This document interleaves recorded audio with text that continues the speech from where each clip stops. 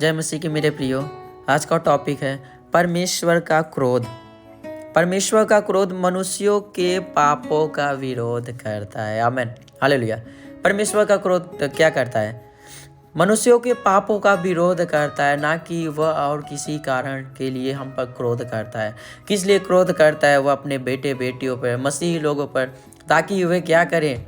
अच्छाई के साथ जीवन को जिए, बुराई के साथ नहीं बल्कि अच्छाई के साथ जीवन को जिए। इसीलिए परमेश्वर मनुष्यों के पापों से क्रोध करता है। आमीन, हालेलुया। आजकल हम देखेंगे कि मसीह लोग जो है अनैतिक ढंग से जीवन को व्यतीत कर रहे हैं। उनके जीवन अनैतिकता भरी हुई। इसी अनैतिकता के कारण की वजह से प्रभु क्रोध करता है।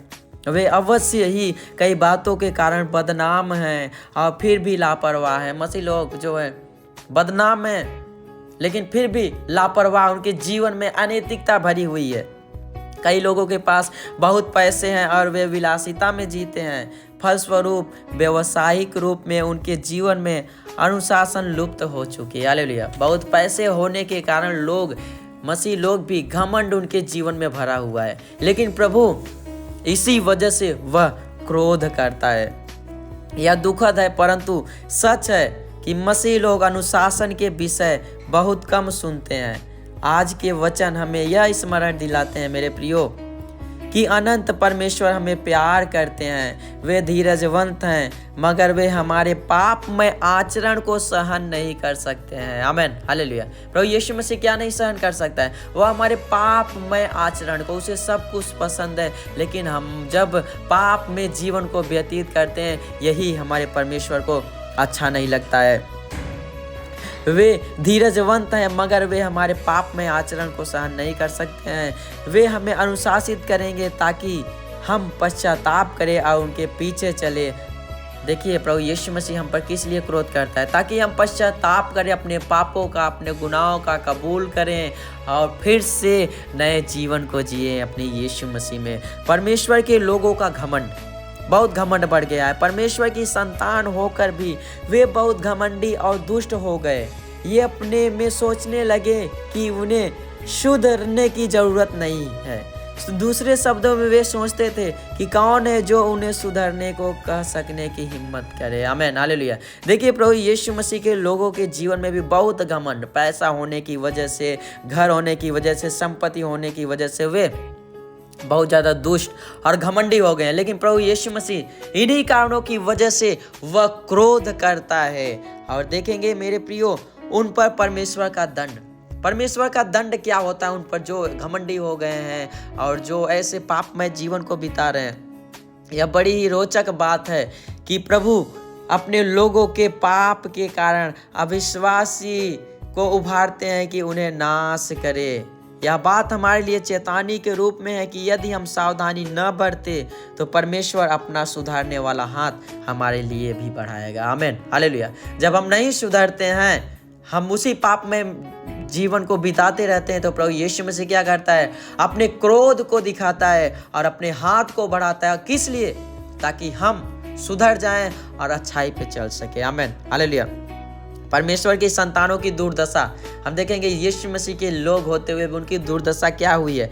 परमेश्वर की ताड़ना के बाद भी वे परमेश्वर का हाथ न देख सके और आज्ञाकारिता में बने रहे। क्या हम भी परमेश्वर की ताड़ना को तुच्छ जानकर ढिठाई करते हैं? ढिठाई करते रहने पर प्रभु अपनी संतानों पर और अधिक विपत्ति आने देंगे। आमीन, हालेलुया। देखिए क्या है, परमेश्वर हम सबको ताड़ना देता है। हम सबको हमारे ऊपर दुख आते हैं, विपत्ति आते हैं। किस लिए? ताकि हम सुधार कर लें अपने जीवन में और दृढ़ता के साथ, सच्चाई के साथ प्रभु में जीवन के जिए, अच्छाई के साथ। ये नहीं कि गंदे काम करके पाप में जीवन को जी के, हम पाप में जीवन को जी के नहीं, बल्कि अच्छाई के साथ, सच्चाई के साथ हम प्रभु में जीवन को जिए। आमीन। एक आत्मिक होके हम में प्रभु क्या चाहता है कि हम आत्मा के अनुसार चले, ना कि शरीर के अनुसार। हम अपने शरीर के अभिलाषाओं के कारण ही पाप में पड़ते हैं। तो मेरे प्रियो, हम सबके पाप से ही प्रभु को क्रोध आता है।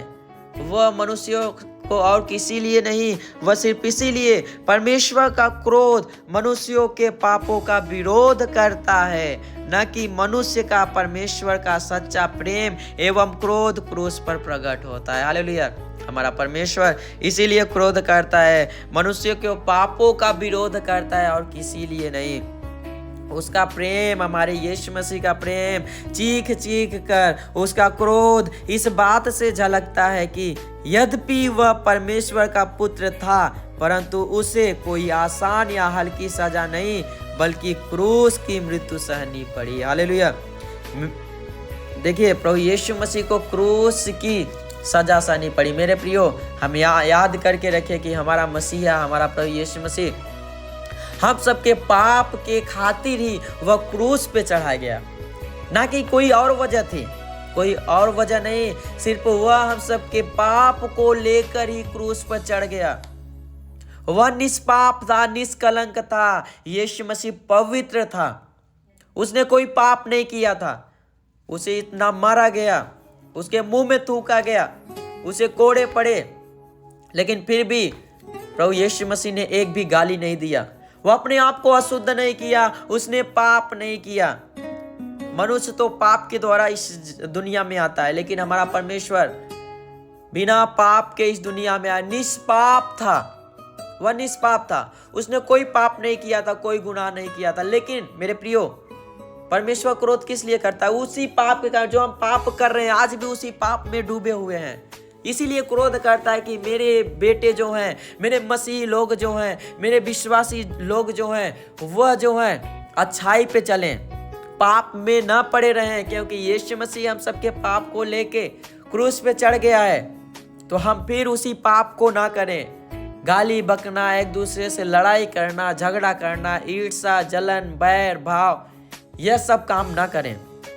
इन्हीं सब कामों की वजह से प्रभु क्रोधित होता है। हम क्या करें? आत्मिक होकर जीवन को जिए, शरीर की लालसाओं को पूरा न करें। ये सब हमारे जीवन से ईर्ष्या, जलन, बैर भाव, नफरत, लीला, क्रीड़ा, व्यभिचार, ये सब हमारे जीवन से पूरी रीत से दूर हो जाने चाहिए।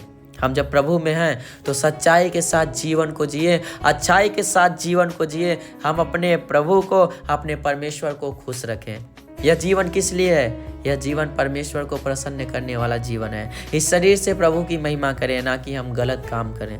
हम प्रभु की महिमा करें इस शरीर से, तब हमारा प्रभु प्रसन्न होता है। अन्यथा जब हम गलत काम करते हैं, उसी गलत काम के लिए परमेश्वर का क्रोध भड़कता है। आमीन, हालेलुया। तो हम गलत काम न करें, हम मसीह जीवन में एक नए जीवन को, एक पवित्र जीवन को जिए। हम सभी एक पवित्र समाज हैं प्रभु के लिए, हम सभी पवित्र समाज हैं। हम सभी मसीह भाई बहन एक नए जीवन को अच्छाई के साथ, सच्चाई के साथ, दृढ़ता के साथ प्रभु यीशु मसीह में इस जीवन को जिए। आमीन। प्रभु आप सभी को यह वचन सुने जाने में आशीष दे। जय यीशु।